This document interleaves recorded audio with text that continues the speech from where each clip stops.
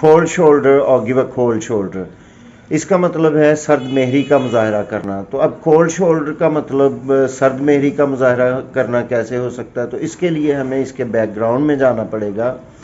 تو اس کے back ground میں ایک فولکلور مشہور ہے کہ قدیم انگلینڈ میں یہ ایک روایت تھی کہ مہمانوں کو جب کھانا پیش کیا جاتا تو اس میں کوئی ایسے لوگ بھی آ جاتے فیملی سے یا فیملی سے باہر جو انوانٹیڈ ہوتے تھے، یا جن کا بیہیویئر کھانے کے دوران ہی اگر چینج ہو سکتا تھا کسی گفتگو میں، تو ان کو وہاں پہ میٹ کا کولڈ شولڈر دیا جاتا تھا، یعنی کہ وہ گرم نہیں ہوتا تھا.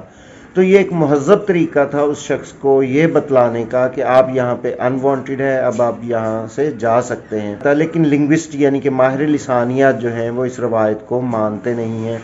اس کے لیے وہ ایک اور جو ہے روایت پیش کرتے ہیں کہ جب آپ کو غصہ ہو کسی شخص سے یا آپ اس سے ملنا نہ چاہتے ہو تو آپ ملاقات کے دوران اس کو کندھے سے نہیں ملتے یا اس سے ٹرن اراؤنڈ کر جاتے ہیں تاکہ وہ خود ہی سمجھ جائے کہ آپ اس سے ملنا نہیں چاہتے.